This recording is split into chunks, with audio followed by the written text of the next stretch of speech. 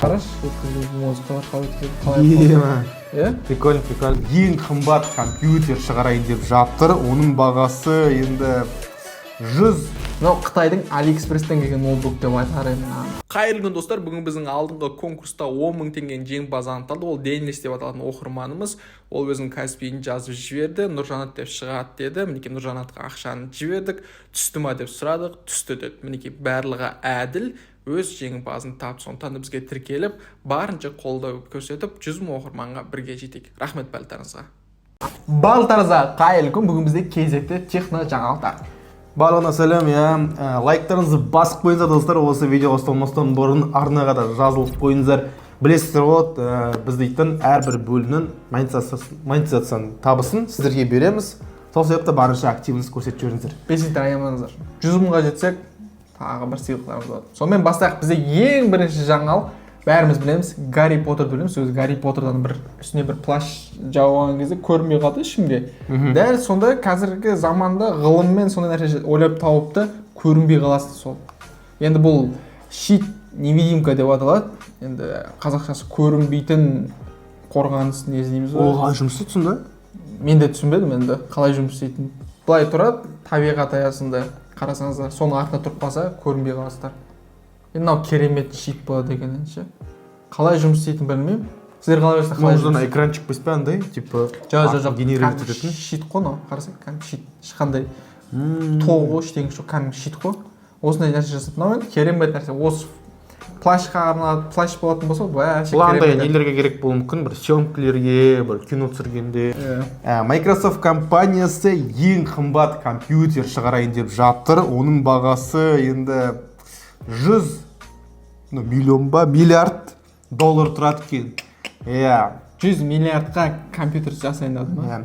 Microsoft және OpenAI бірігіп, олар сондай бір супер компьютер шығарайын деп жатыр. Ол дейтін банағыдай неше түрлі айдың қуаттылығына соны жақсартуға жасалған. Айтып тұрмын ғой, бағасы бұл проекттің 100 миллиард доллар тұрады. Енді көреміз енді 2028 жыл шығады екен. Мынау ноутбук, мына компьютер 100 миллиард деген қара, 100 миллиард доллар. Бурж Халифа бар ғой, Дубайда ең биік ғимарат. Оның өзі 1 миллиард доллар тұрады. 100 миллиард доллар деген мәссә. Неше түрлі миллиондаған серверлік чиптері болады. В общем, бұл компьютер өз бағасында тұра ма, білмеймін, бұл әзірше. Енді бұл жасан интеллектке арналған компьютер болады. Бұл компьютер андай емес, енді бір ойын ойнауға, интернет қарауға. Оның бір өзінің мақсаттары болады, явно. Жасан интеллектті қолдану үшін бана соның ақпараттарды, данныйды ғой, деректерді обработ жасау үшін керек қой. Түсінікті. Одан кейін менде тағы бір жаңалық бар. Мына Samsung-тың өзінің болашақтағы ноутбуктарын көрсетіп жатыр. Біздің болашақта ноутбуктарымыз осындай болады дейді. Мен мынаны қарасам, болашақ ноутбугына дым да ұқсамайды бар ғой. Шынында айтайыншы. Мынау Қытайдың Алиэкспресстен келген ноутбук деп айтар едім. Ары кетсе сонда атақ береді. Мына қарашы, қандай мына болашақ ноутбук деп айтасың. Оның үстіне анау iPhone-дағы Dynamic Island деген бар ғой. Динамикалық остров. Соны көшіре салған ғой, қарасаң. Оның үстіне дизайнын қара, бір керекше, бір прозрачный бірдеңе болса мейлі екен. Мынау дымдай бір жаңалық деп айта алмайсың. Дизайнда. Мына болашақ ноутбук емес. Айтайын, Samsung беттерін айтайын. Ұйықтап бір оянып кетпей, дайын ба деген кезде Қытайдан заказ бере салған жақсыңдар ше. Не бар сендерде деп ше. Андай фичалары бірақ қызық екен бүйтіп басатын. Жоқ, қызық дегенде қарашы, ол қазіргі сен мынау iPhone-да болады технология, сен болашақтағы ноутбук деп шығарайын деп MacBook-та. Ол қазір бар нәрсе да. Ол қазір бар. Бірақ болашақта түсінбедім жалпы. Бірден ойлап таңдыршы, дұрыстап айдарым сендерге шығаратын. Айтатын жаңалық емес дейсің, да? Жаңа технология шыққан екен. Бұл дейтін қытайлық робот, аптекар. Ол дейтін андай фармацевттерге бағанағыдай неше түрлі дәрілерді рецепт бойынша жинап беруге көмектеседі. Видеодан көріп отырғандарыңыздай жалпы қызық сияқты мен ойымша. Яғни ол бағанағыдай бүйтіп неше түрлі робот бәрін іріктеп, бәрін жинап береді. Мысалы, қай рецепт қай жерде бәрін өзің қойып орнымен. Бәрін Жалпы андай аптекада тұрса ыңғайлы шығар. Енді білмеймін, енді әрбір аптекада тұрмайтын шығар мұндай роботтар.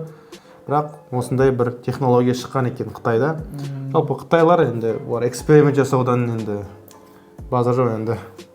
Мынау өмір, адам өміріне автоматизация ғой. Енді андай бір рутинный жұмыстарды автоматизация жасаған дұрыс деп ойлаймын. Одан кейін менде келесі жаңалық, бұл енді өте керемет жаңалық деп айтсам болады. Әлемдегі ең ерекше инновациялық плеер. Қараңыздаршы. Енді мына сөзбен мен сіздерге жеткізе алмайын шығармын, бірақ алдағы видеоны қараңыздар. Қалай әуенді қоюға болады, қалай ауыстыруға болады.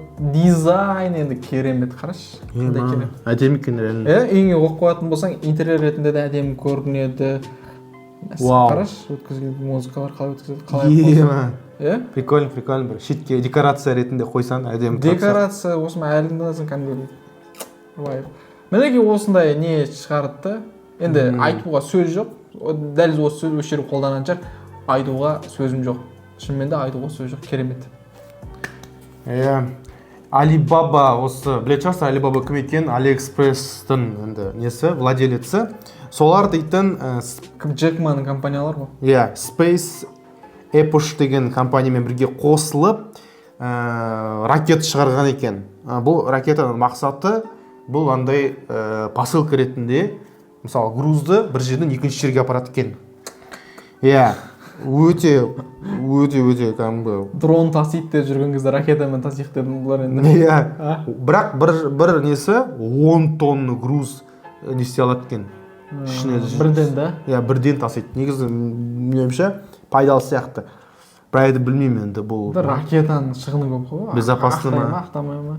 10 тоннан бәрі бағанағыда Қытайдан $5 немесе кемемен тасыды. Кемемен тасыды. Бірақ осындай да несі бар екен, жолы бар екен. Енді ракета арқылы 10 тонна грузды салып, екінші жерге әкеліп. Болашақта сондай болатын шығар. Мынау бір сағатта. Жоқ, негізі бұлар безопасны, шыны керек. Бұлар дейтін андай немес қауіпті емес. Шығыны көп болатын сияқты ғой, бастапқыда қараңыз. Қазір ракета шығару деген аспанға ұшу қиын ғой негізі ше.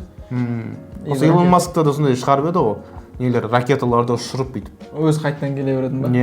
Любой жерде аппаратта андай анда келеді, анда келеді. Идеально түседі сосын. Ішінде адам отырмайды да олардың. Естуім бойынша. Автомат ұшады, автомат басқаратын да бар, бірақ неге ұшатын кезде ішінде адам отырады ғой, аспанға ұшатын кезде. Енді кәдімгі төбесінен спутниктерге бағана МКС-тер қараған кезде. МКС төбеде ұшатын. Жоқ, осындай. Мінекей осы достар, бізде жаңалықтар осы. Сіздерге қай жаңалық ұнады, комментария жазыңыздар. Егер видео пайдалы болса не істеу керек? Лайк басу керек. Арна разылу керек, 100 мыңға тезірек жеткізу керек. Бізді 100 мыңға жеткізетін болсаңыздар, қазақша технология дамитын еді. Одан кейін бағанағы 3 айда жеткізсек, iPhone 16 ойнатамыз, егер 3 айда жеткізсек. Егер жеткізбесек, білмеймін енді. Сондықтан тез тырысайық. Біз енді барынша тырысып жатырмық, сол себепті қолдап кетіңіздер. Жақсы, сау болыңыздар.